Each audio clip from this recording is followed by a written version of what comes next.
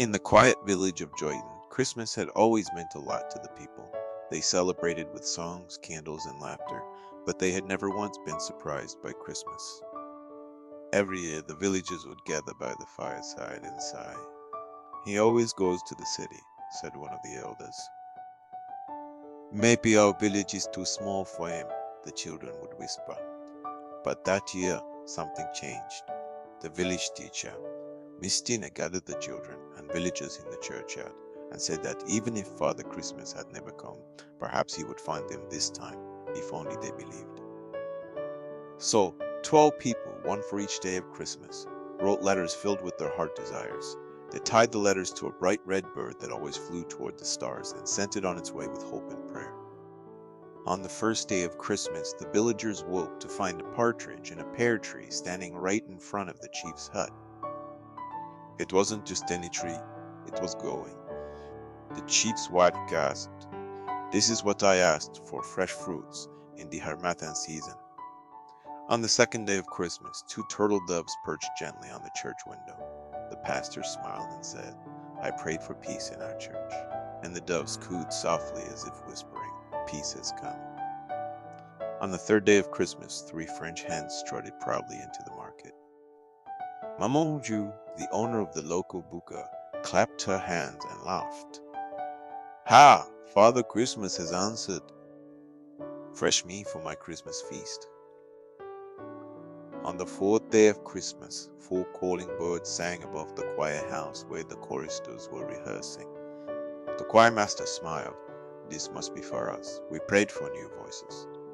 On the fifth day of Christmas, 5 golden rings were found hanging from the old baobab tree beside the goldsmith's hut. The goldsmith smiled quietly and said, "Now I can craft golden ornaments for my wife and children to wear this Christmas." On the sixth day of Christmas, the villagers woke to find 6 geese laying by the riverbank, each with a golden egg shimmering in the sunlight. Old Papadayo, the farmer whose poultry had been dying, lifted one egg and laughed with tears in his eyes. "New life," he said. "Even in dry land, God still brings increase." On the 7th day of Christmas, the children ran shouting through the streets. 7 swans a-swimming had glided into the village pond, their white feathers glowing like stars upon the water. The swans danced in slow, perfect circles, and everyone watched in awe, soaking in that magical moment of peace. On the 8th day of Christmas, 8 maids a-milking appeared in the square, carrying pails of warm, sweet milk. They served it to Father Joseph, the village priest, who shared it joyfully among his friends. The milk never ran dry, no matter how many cups they poured it out, sign of overflowing grace. On the 9th day of Christmas, music filled the village square as 9 ladies dancing, dressed in red and green, spun joyfully to the beat of a talking drum. The villagers joined in, dancing and laughing together until the stars filled the sky. Even the oldest men could not resist the rhythm.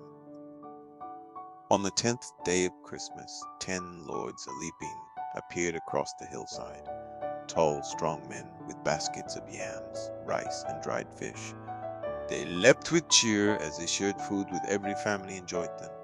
On the 11th day of Christmas, the morning began with the sound of flutes and pipes. 11 pipers piping walked through every street, the music so beautiful that even the animals gathered to listen. They played songs of hope, love, and heaven's light. The villagers sang along until the night sky turned silver with stars. On the 12th night, the drummers played until dawn, and a soft red glow filled the sky. The children ran outside, and for the first time they saw him, Father Christmas, standing beneath a pear tree, smiling. "I heard your letters," he said, "but more than that, I heard your hope." Before he disappeared, he left behind a note that read, "Let everyone who believes be visited by joy." From that day onward, Joyton became known as the Village of 12 Gifts. And every Christmas, the people told the story of how Father Christmas finally came, a reminder that hope, faith, and love still bring miracles. My beautiful listeners, the birth of Jesus is the greatest gift ever given, and those who believe will receive joy in ways they never expected.